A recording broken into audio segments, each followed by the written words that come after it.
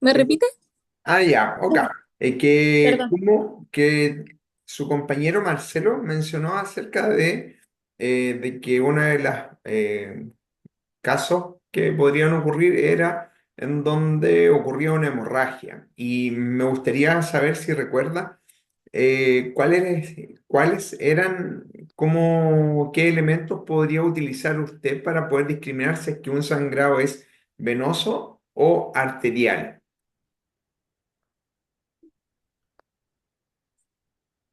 Que puede depender de la cantidad de sangre. Ya, por ejemplo, ya, pero si lleva perdiendo mucha sangre venosa, podría ser poco tiempo sangre arterial. ¿Algún otro elemento que le permita a usted juzgar si es que es venoso o arterial? Ay, no lo sé. El color, no. Ya, ahí le están tirando un salvavidas, Denise. Dice El color y el...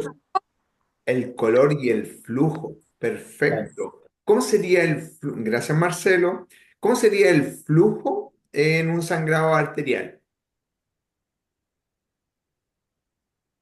Abundante, profe. Allá Elba le tiró otro Alba salvavidas, Valdivia. Denise. Ya. Y el color, Denise, ¿cómo sería? El color más rojito, más roja. Más rojita, exacto.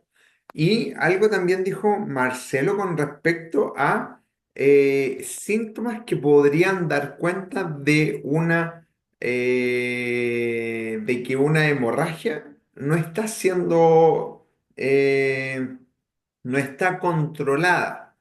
Ustedes podrían acercarse a un paciente y ¿cómo creen ustedes que lo podrían encontrar? A ver, Lucía, ¿cuál sería el caso? ¿Cómo encontraría usted un paciente que lleva perdiendo sangre, ya sea venosa o arterial, por un tiempo prolongado? ¿Cómo cree usted que sería su estado? Hacer una hemostasia, Ya, sí. apretar para detener la hemorragia. Exactamente. Muy bien, pero ¿cómo vería a ese paciente? Porque claro, es lo primero que deberíamos pensar. Ya, ok, veo un charco de sangre, deberíamos quizás hacer hemostasia. Pero, ¿qué otra cosa habría que hacer? Limpiar con la herida, limpiar con agua, con algún Mm. antiséptico, ¿o no? Yo creo que antes de eso, lo primero que habría que hacer, Lucía, es identificar el sitio de sangrado. Ah, ok. Identificar el sitio de sangrado. Ahora, ¿creen ustedes que echar agua o desinfectante en esa zona podría ser una primera medida de primeros auxilios, valga la redundancia?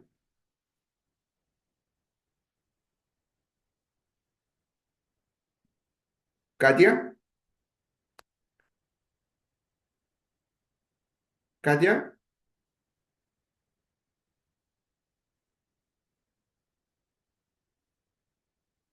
¿Katia?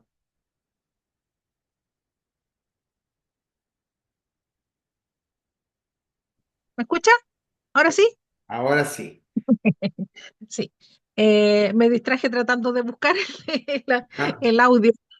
¿Me puede ya. repetir la pregunta, profe? No, que si sería recomendable en un paciente que presenta un sangrado, ya sea arterial o venoso, que ya Denise nos mencionó cómo podríamos diferenciarlo por el color, por el flujo. Ahí Luciano nos decía que cuál era la primera medida que uno podría realizar. ¿Qué medidas cree usted que uno podría realizar como primeros auxilios y que vimos en la clase?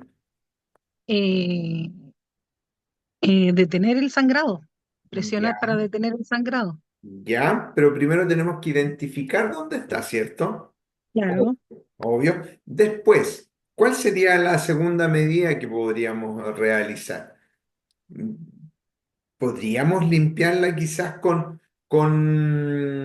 algún desinfectante o algo? ¿O qué es lo primero que se le viene a la cabeza que tendría que realizar en el caso de un sangrado? Depende del flujo del sangrado. Si no es abundante y se puede limpiar la herida, no es tan profunda, Ya, sería con agua. Si uno tiene acceso a un agua limpia, ya, con- sería limpiar con un poco de agua. Si es muy abundante el sangrado, lo principal es detener el sangrado, po. ya. Ya, ¿Y cómo lo detendría Katia? si es una herida grande, puede ser un torniquete o con presión. Ya, con ya. Compresión. Entonces, claro, o compresión y no, y o u oclusión. Ya, sí, Oclusión. pues. Recuerden que cuando hay un sangrado, y no se me vaya, Katia, Sí, eh, aquí sí, pues. no se me vaya, que con el micrófono abierto que le voy a hacer otra pregunta. Ujú. Recuerden que existe la posibilidad de poder hacer compresión cuando el sangrado es venoso y también podemos realizar oclusión sobre la arteria que está sangrando. Ahora, ¿cómo encontraría usted a un paciente que ha perdido abundante cantidad de sangre y ve quizás un charco alrededor del tórax, que abarca tórax, cabeza, una cantidad más o menos considerable? ¿Cómo cree usted que encontraría a ese paciente? ¿Le podría responder quizás alguna pregunta? Sí. Pero físicamente, ¿cómo lo encontraría? ¿Habría algo que le podría llamar la atención y que le podría quizás encender la alarma de, ah, no, esta cosa no pinta para algo bueno? ¿Qué sería?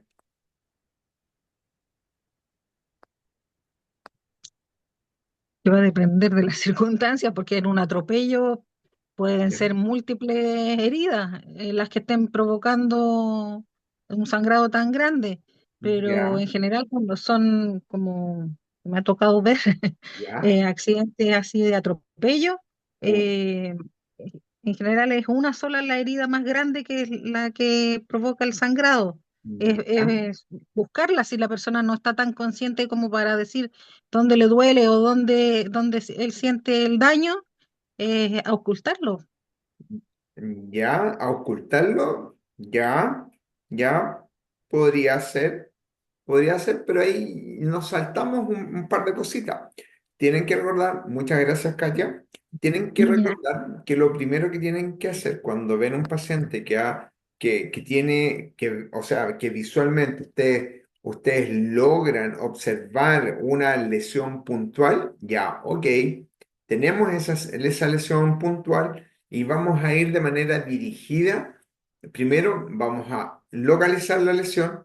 Luego vamos a determinar las características del sangrado, si es venoso arterial o es capilar, porque de esa manera nosotros vamos a tener una noción de la gravedad del cuadro, ¿ya?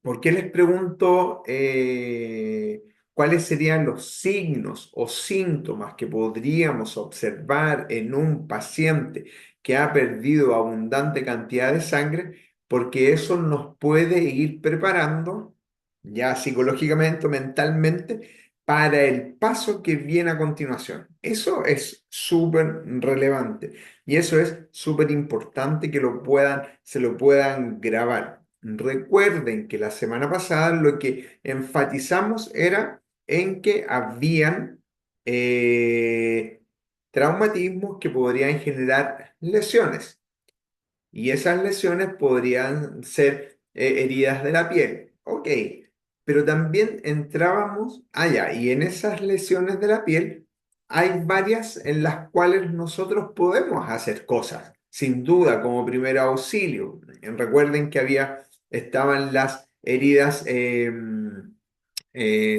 cortantes, pero que no eran en realidad no eran heridas cortantes superficiales. Ok, probablemente no va a sangrar abundantemente.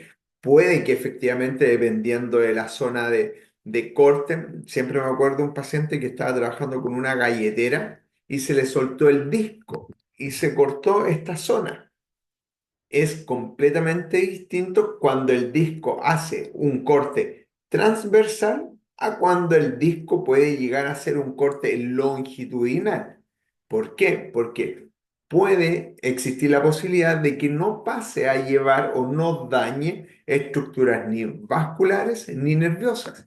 Pero cuando tenemos un corte transversal acá en la zona de húmero, en la zona del bíceps, probablemente exista lesión de nervios y de la arteria humeral. Entonces, ojo con eso, porque es necesario identificar, tenemos que observar, tenemos que ver cuál es la situación, tenemos que ver cuál es el mecanismo de daño, tenemos que ver si es que hay o no riesgo vital para el paciente, porque eso determina el tiempo que nosotros podríamos demorar en trasladar a un paciente o esperar a que el servicio de urgencia pueda llegar y nos pueda ayudar. No olvidar eso. Entonces, como les decía, hay heridas cutáneas que perfectamente las podríamos manejar nosotros, pero hay otras heridas en las cuales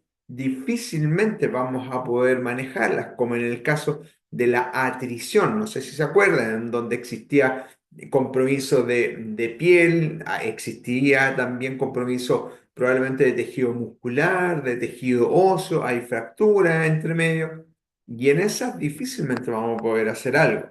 También es muy poco lo que podemos hacer en el caso de fracturas. También es muy poco lo que podemos hacer en el caso de una luxación de hombro o una luxación de cadera. Es muy poco lo que podríamos hacer en el caso de un esguince grado 3. Es muy poco. Pero sí hay otras cosas en las cuales podríamos eventualmente tener una participación mucho más activa. Y en aquellas situaciones en donde podemos hacer algo, básicamente se limitan a tranquilizar al paciente, cubrir la herida, aplicar, como decían sus compañeros, un desinfectante local en la zona que rodea la lesión, pero hay otras cosas, otras situaciones en donde vamos a tener una fractura, como les decía, un esguince grado 3, una luxación de hombro, una luxación de cadera, en donde difícilmente vamos a poder hacer algo. Y en ese caso, vamos a tener que calmar al paciente, inmovilizar. Si no tenemos elementos para inmovilizar, vamos a tener que mover en bloque. Si no hay una situación que resulte peligrosa para la vida del paciente, lo vamos a dejar ahí tendido versus una situación de fractura tras una caída en moto y la moto se va a incendiar, obvio que lo voy a retirar. Pero previamente, habiendo evaluado la situación, la lesión, para poder tener las precauciones al momento de movilizar al paciente. Entonces, ¿por qué me doy esta vuelta tan larga? Porque, claro, efectivamente, cuando uno se enfrenta a una situación de emergencia, no tiene inmediatamente, no se les va a venir a la cabeza, ¿qué fue lo que nos dijo el profe en el caso de fractura de pelvis o fractura de rodilla? A ver qué tengo, la voy a buscar. No, sentido común, vamos a observar, vamos a evaluar al paciente. Vamos a ver cómo se encuentra el nivel de conciencia, esperamos la respuesta. Si no responde, ojo con eso, porque podría dar cuenta de que ha tenido también un traumatismo encefalocraniano, pero si además le vemos los ojos en mapache, si además le vemos que sale sangre a través de sus oídos, o si además vemos que sale un líquido transparente desde su oído, que podría ser líquido cefalorraquídeo, eso inmediatamente nos va a hacer pensar de que la situación no es tan sencilla y que los tiempos que vamos a manejar van a ser completamente distintos. Y se agradecería muchísimo esa inspección inicial al momento de ustedes comunicar la situación al servicio de urgencia, porque puede que la ambulancia no sea suficiente, sino que existe la posibilidad de que puedan derivar a un helicóptero por la gravedad de las lesiones. Entonces, eso es súper relevante, una primera evaluación para poder identificar los posibles daños o las posibles heridas. Y toda esta vuelta, de nuevo, para poder llegar al caso de las hemorragias, que sí o sí constituye una emergencia y sí o sí podemos realizar algo. ¿Por qué? Porque si no manejamos, si no hacemos hemostasia, el paciente va a seguir sangrando, va a salir sangrando, sangrando, sangrando, sobredosis arterial, y vamos a empezar a ver síntomas y signos que van a ser indicadores de que la situación se nos está yendo de las manos. Por ejemplo, imagínense un paciente que empieza a, a tener una coloración más blanca, se pone pálido. Chuta, si además vemos y está frío, si además vemos que está sudoroso, si además vemos, somos capaces de poder identificar el pulso carotidio y lo notamos débil, y si además logramos, junto con identificar la intensidad del pulso, contar la frecuencia cardíaca. Y si la frecuencia cardíaca está baja, antes, un minuto atrás, estaba en 60 y ahora se mantiene en 40, eso sí o sí es indicador de gravedad en el caso de una hemorragia, porque lo más probable es que nos estemos acercando a lo que les llamaba la semana pasada, el shock hipovolémico, porque disminuye la volemia, la cantidad de volumen circulando, y obviamente todos los órganos más sensibles, como cerebro, riñón, pulmón, comienzan a verse afectados. Y si caemos en un shock hipovolémico que no ha sido comprimido, que no está siendo manejado adecuadamente, podría el paciente caer o en un paro cardiorrespiratorio. Entonces, eso grábenselo muy bien. La fractura, poco que hacer salvo inmovilización o movilizar en bloque. Perfecto. En heridas abrasivas, ya sí, se pierde piel, puede llegar a salir un poco más de sangre, desinfecta, pero en el caso de la hemorragia, ojo con eso, porque es sumamente importante que puedan identificar el sitio venoso arterial, capilar, evaluar el rostro del paciente, coloración, sudoración, temperatura, pulso, para poder hacerse una idea. ¿Por qué? Porque incluso podría ser útil para avisar a los servicios de urgencia cómo es la situación, en qué estado está el paciente o los pacientes. Entonces, les queda claro, alumnos, hacia dónde quiero ir. Quiero que les quede claro eso, porque es sumamente importante que al momento de dar primeros auxilios, sin producir daño, sepan esto, ¿ya? Y cuando la situación apremia, cuando la situación es grave, cuando la situación amerita medidas mucho más radicales, más drásticas, ¿ya? Eso, muchachos, muchachas, estudiantes. Vamos entonces a hacer un... ¿Les quedó alguna duda con respecto a la clase pasada?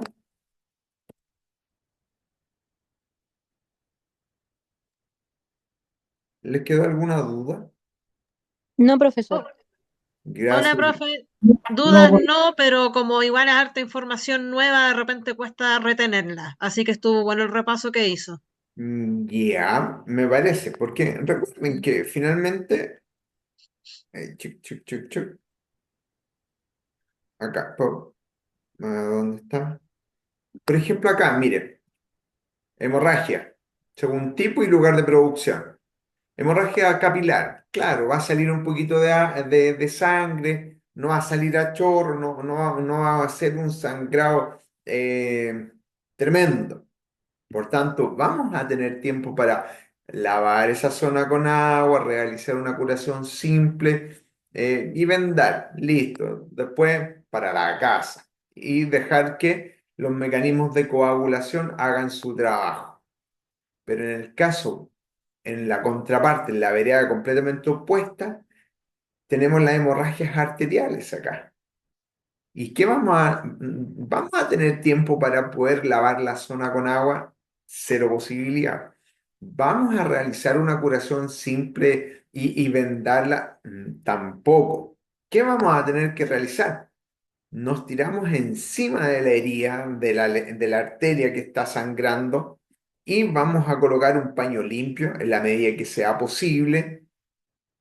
Y si no tenemos guante, y tenemos las manos sin ninguna herida, ya, ok.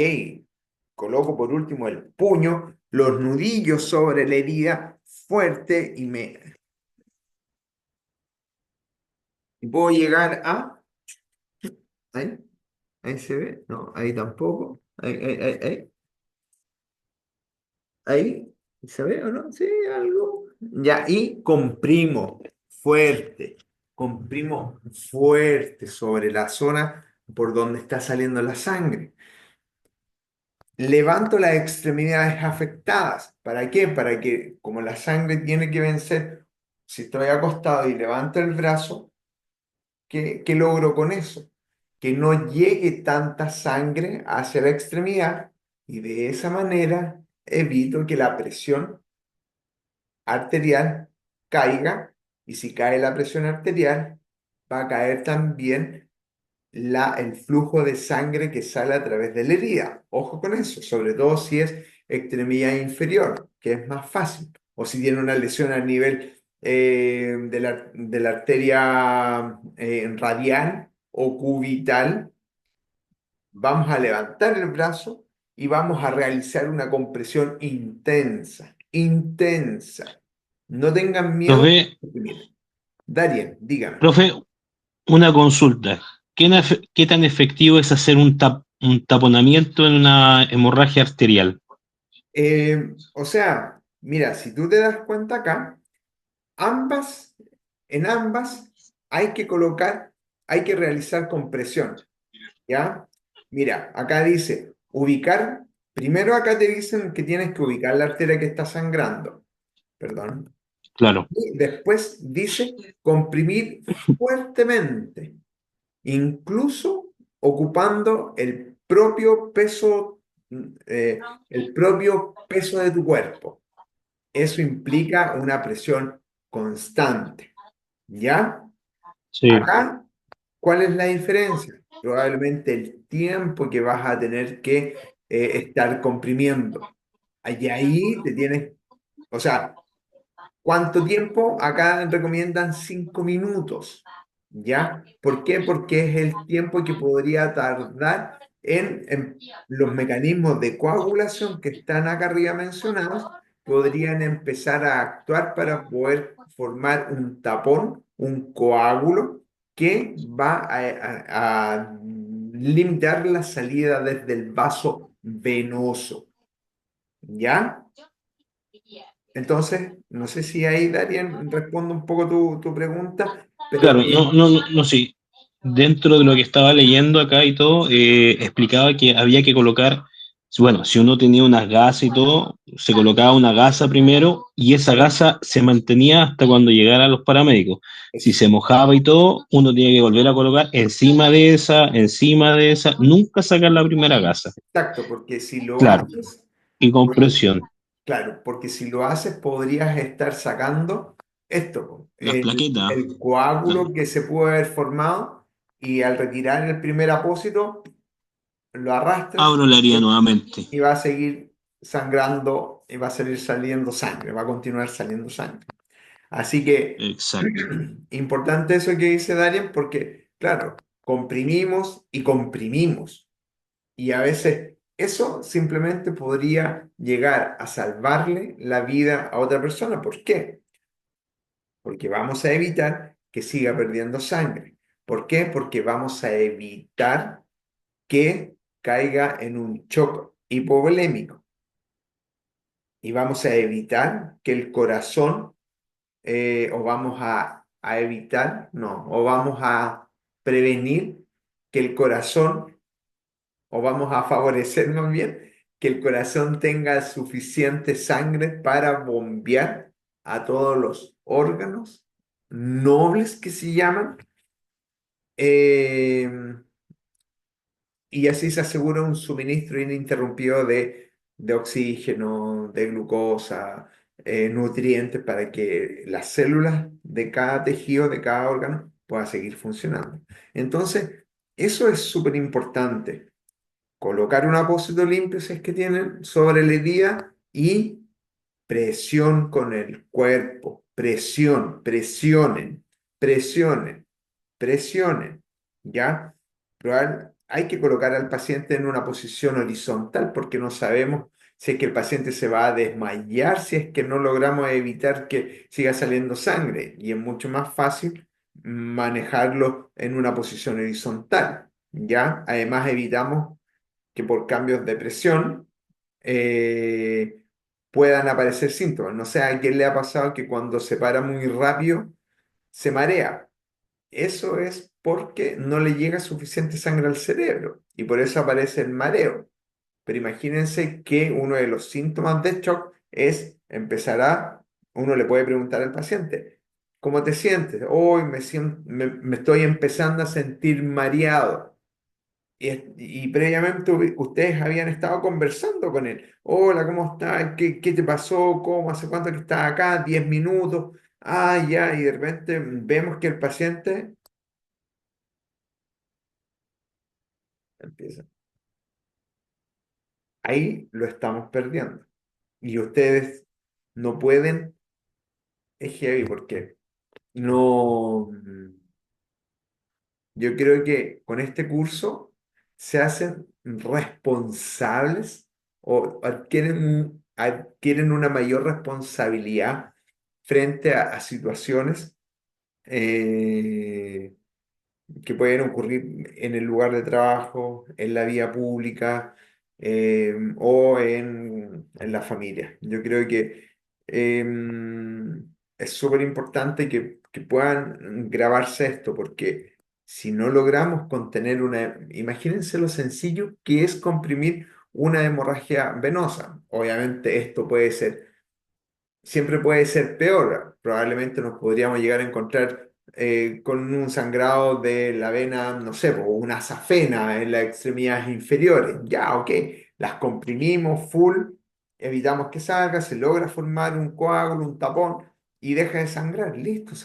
Pero imagínense si ustedes no hacen nada o se ponen nerviosas o llegan y le ponen, no logran identificar, no se acuerdan cuáles eran las características del sangrado venoso, arterial, y le ponen un torniquete y lo dejan ahí, y con el torniquete en un sangrado venoso lo llevan al hospital y después llega la urgencia del hospital y resulta que era un sangrado venoso, pero el torniquete fue tan bien aplicado que dificultó la perfusión, la irrigación, la llegada de sangre al resto de la extremidad y resulta que el resto de la extremidad experimentó necrosis, muerte y le tienen que amputar la pierna, sobre todo en un paciente que era diabético.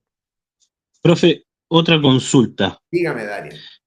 En los otros cursos de primeros auxilios que he tenido, y he tenido varios, ¿Ya? al principio, los primeros, todos estaban a favor del tema del torniquete. ¿Ya? Luego, a los siguientes cursos, nos dijeron que el torniquete estaba totalmente prohibido en el tema del primer auxilio. ¿Ya? Luego, en los últimos cursos que nuevamente hice, me dijeron que el torniquete estaba autorizado solamente en el tema de amputación de algún miembro del cuerpo, Claro, pero siempre y cuando el torniquete uno tenía que colocarle la hora. O sea, si se ah, podía rayar la piel con un lápiz, era lo mejor que se podía hacer para que el paramédico sepa cuánto tiempo iba con el torniquete, ir aflojando, ir apretando. es, Entonces, qué es lo que en sí realmente hay que hacer? ¿El torniquete es válido, no es válido o solamente cuando hay amputación de algún miembro? mira, yo creo que claro, ahora van a aprender otra cosa completamente distinta. No, pero mira, yo creo que efectivamente, yo creo que el torniquete es una buena herramienta. Es capaz o puede llegar a ser capaz de salvar la vida de un paciente. ¿Por qué? Porque evitas que se perpetúe un sangrado arterial. Por eso, insisto, tienen que identificar el tipo de sangrado.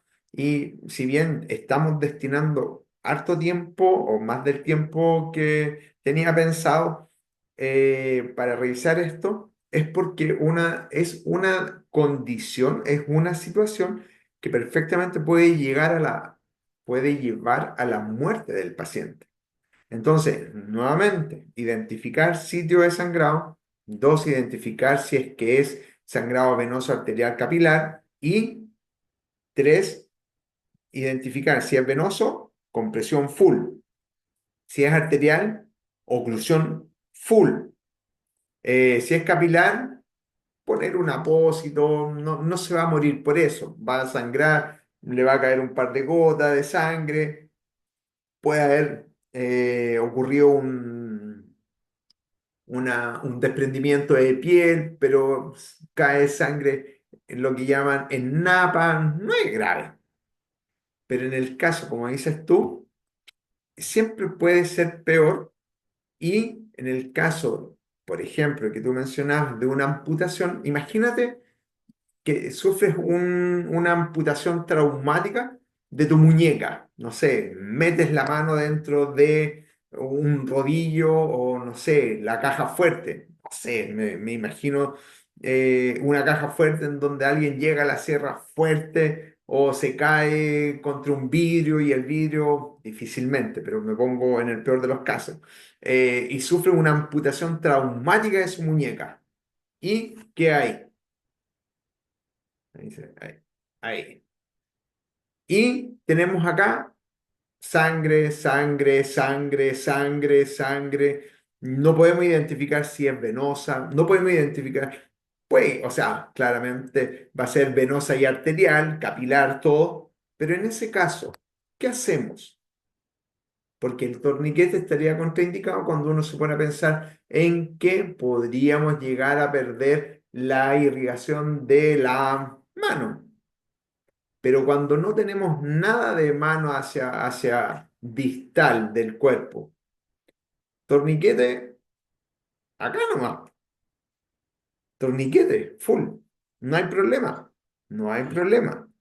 Ahora, es distinto, claro, y entrando en el tema del torniquete, no sé si se acuerdan que, acá está, mira.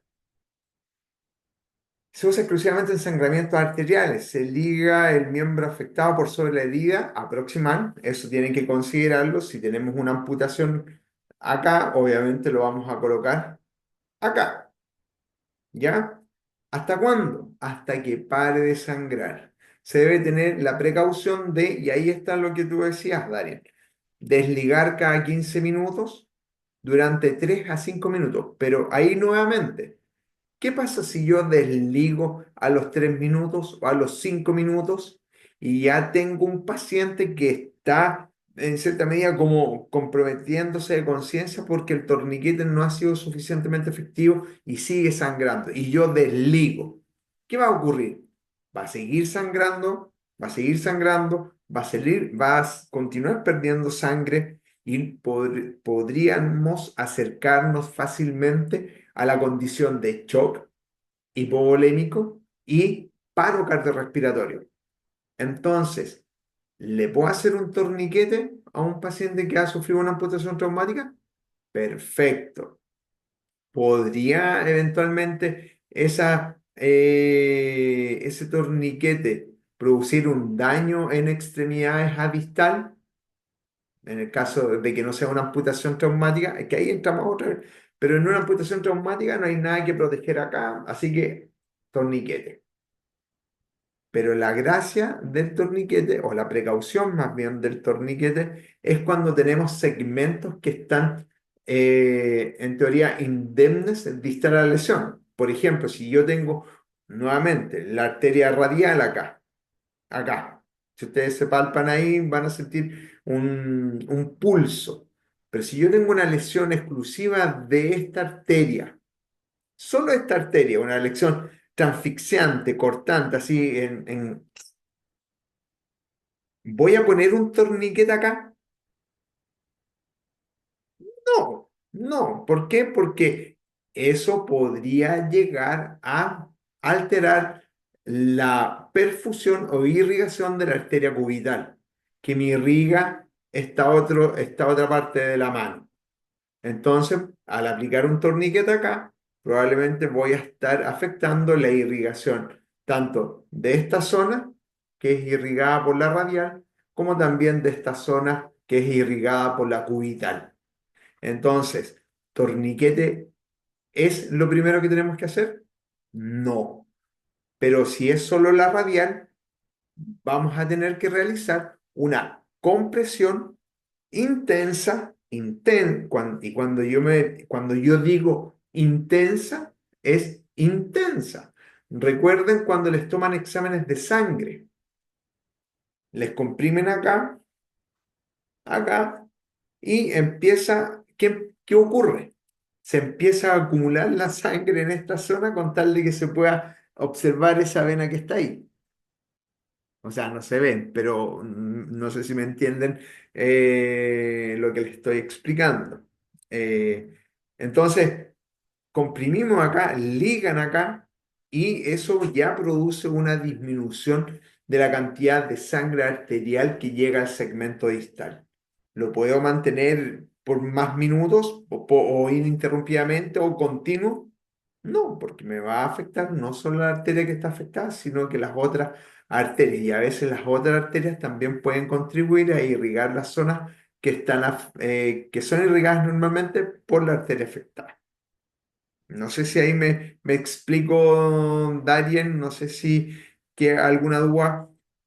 Yo creo que es la... Y estaríamos claros, profe. Sí, Sí, sí, aquí por decir, en el tema de un amputamiento de una mano, el profe que nos hacía la clase decía, ahí hay que hacer una compresión, colocar una gasa o algo encima del muñón y comprimir. Y cuando es un tema de una mano, porque igual se puede volver a unir, lo que claro, decía él, en vez de hacer un torniquete, porque el torniquete muchas veces es como para último recurso, lo claro. que él nos decía.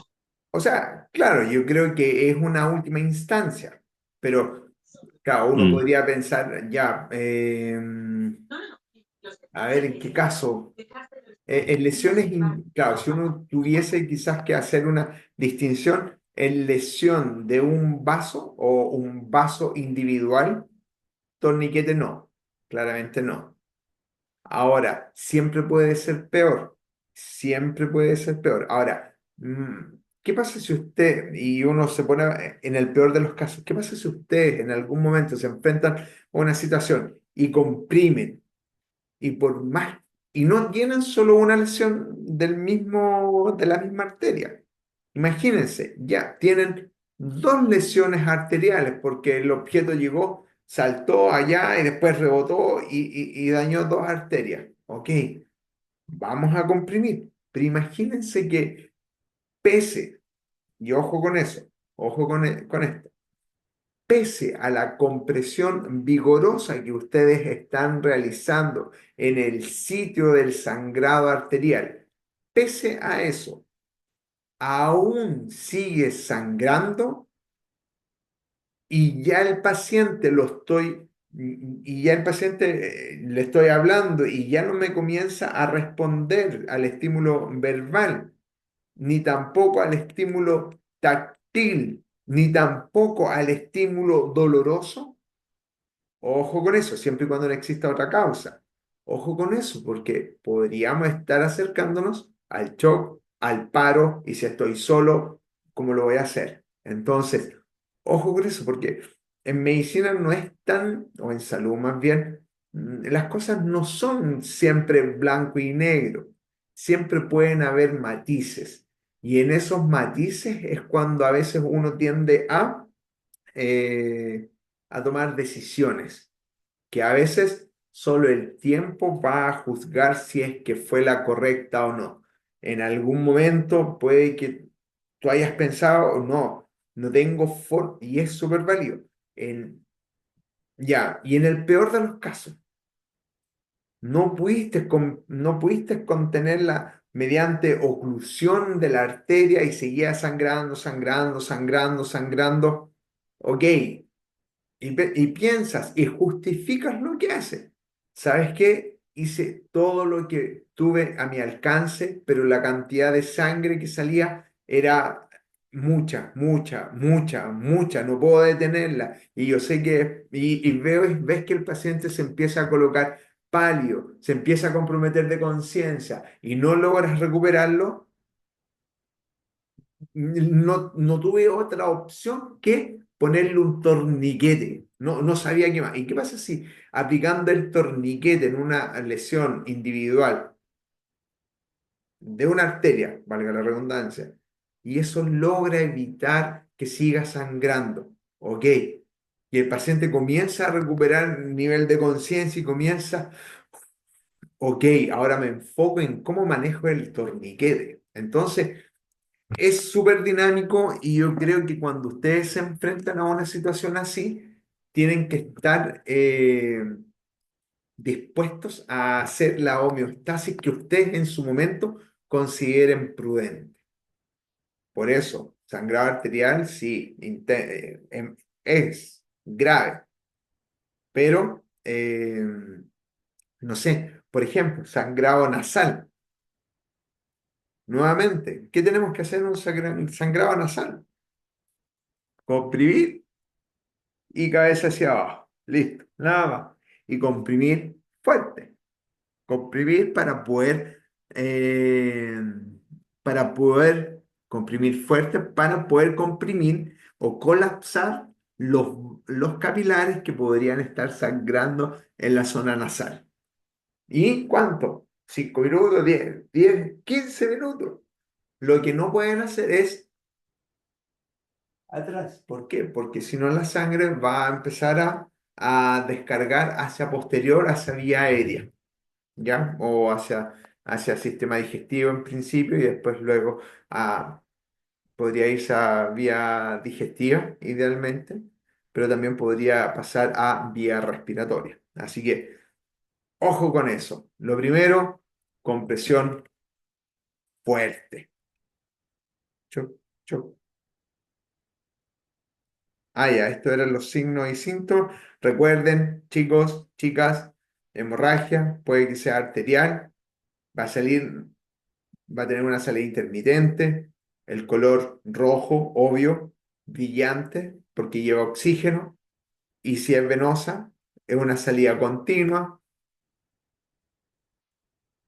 roja también, pero un poco más oscura porque tiene CO2, ¿ya? Y la capilar, menor cuantía, y sí, menor cuantía, puede ser. No, ahí, el color da lo mismo. Y signos y síntomas de gravedad, no olvidar, alteración del pulso, que puede ser rápido en principio porque está cayendo la sangre, está cayendo el volumen de sangre que está circulando, pero después puede pasar, como ya sangró suficiente, puede ya estar débil o en el peor de los casos ausente, lo cual habla de un paro cardiorrespiratorio. Puede estar respirando rápido. La piel, por eso es importante, tienen que ver al paciente y tienen que sacarle una foto, no una foto, claramente, pero tienen que ver cómo está cuando ustedes llegan y cómo es el comportamiento que va experimentando en la medida que en la medida que ustedes lo acompañan. Si el paciente se estabiliza, ya, perfecto, pero si el paciente, el nivel de conciencia comienza a caer, si el pulso comienza a caer, si además comienza a respirar más lento, ojo, ojo con eso. Por eso, háganse una idea. Piel pálida, fría, sudorosa, las pupilas dilatadas.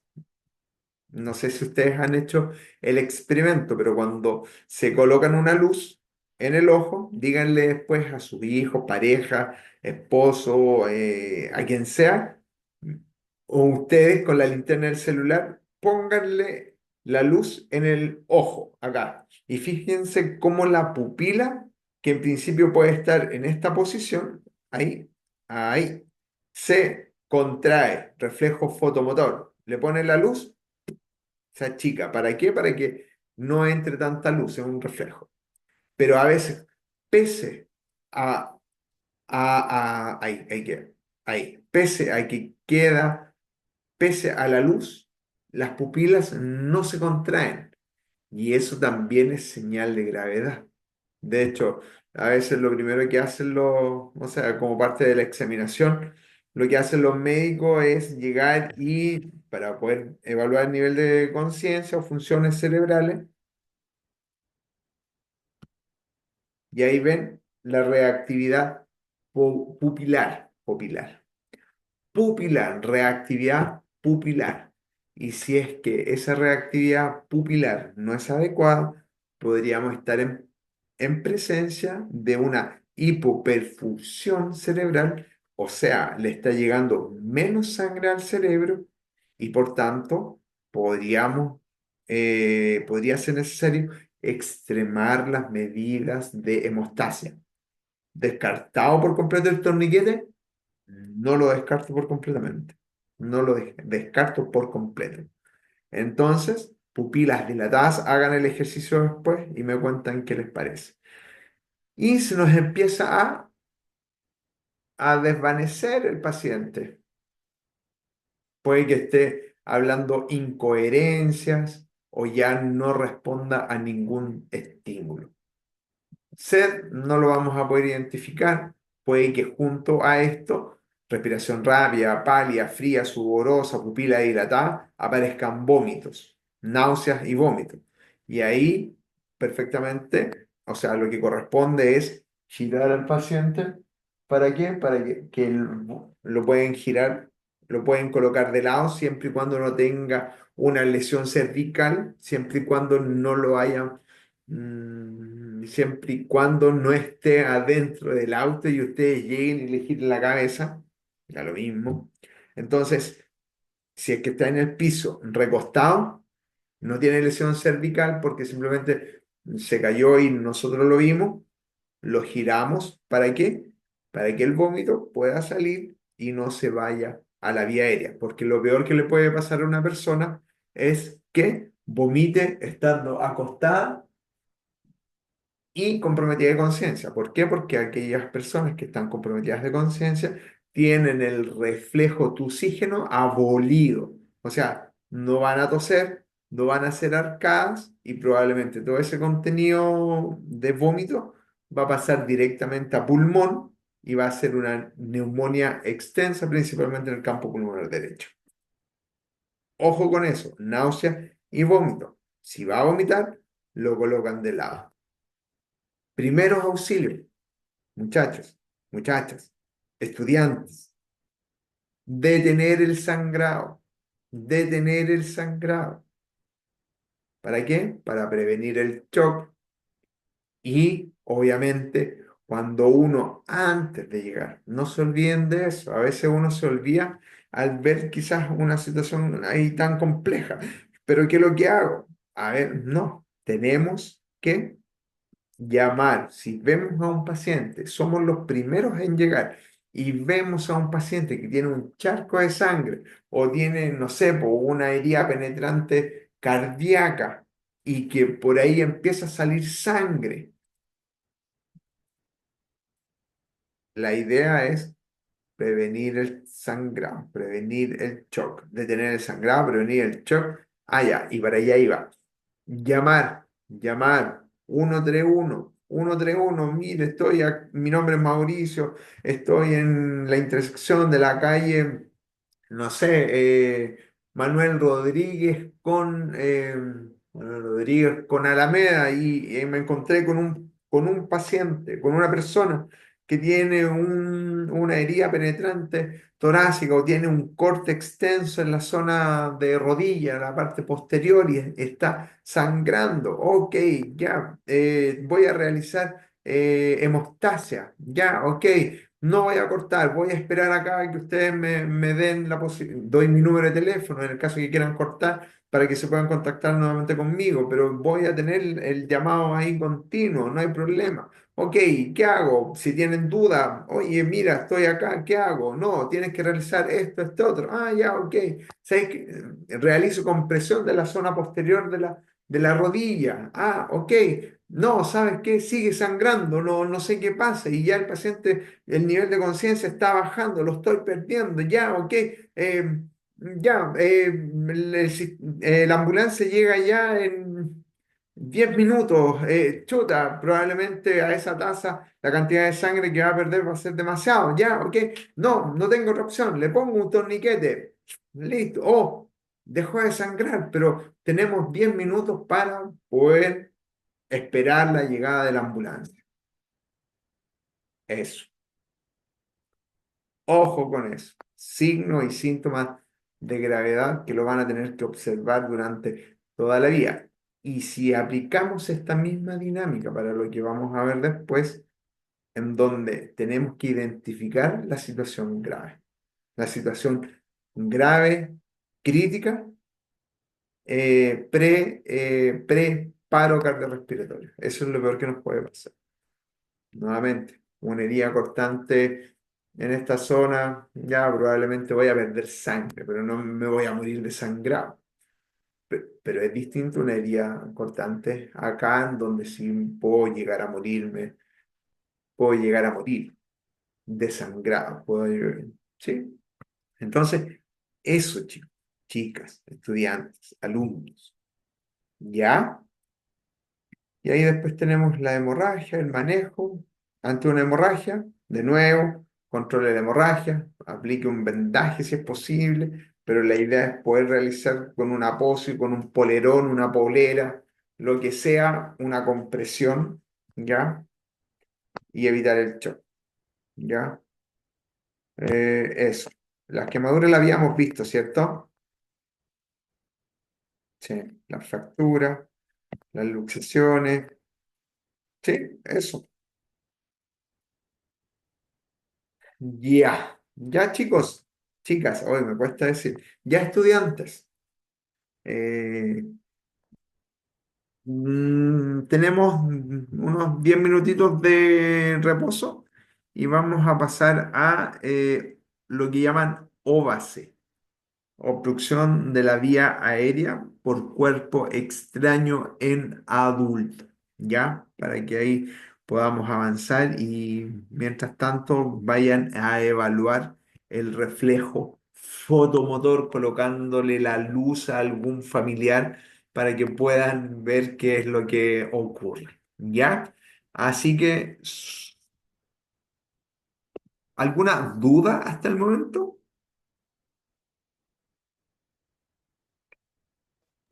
No, Ninguna, hasta ahora por profesor. lo menos ninguna. Ya, me parece, Dani. Ya, bueno, si tienen alguna duda o que les quede después de quizás procesar un poquito, la pueden escribir por el chat y después a la vuelta las tratamos de resolver. ¿Ya? Entonces, ¿son algo? ¿No? No, ¿No? profesor, no. Ya, ok, Marcelo. Y nos vemos, son las 21:10. Nos vemos a las 21:20. ¿Ya? No, ok. Ok, nos Muchas vemos. gracias. Oh, no sé, qué terrible. Eh, ya. No sé si grabo todo lo demás. Ya, y podrían practicar. Practíquenlo con un familiar, practíquenlo con alguien, porque de esa manera podrían llegar a salvar la vida de esa persona. Ya, Profesor, dígame. hace pocas semanas atrás hubo un caso bien bullado aquí en Santiago, en un centro comercial muy conocido, Oh, sí, y en una el persona Alto, Las estaba, Condes. una adulta mayor, ¿sí? Estaba comiendo y le tuvieron que realizar la maniobra de Heimlich.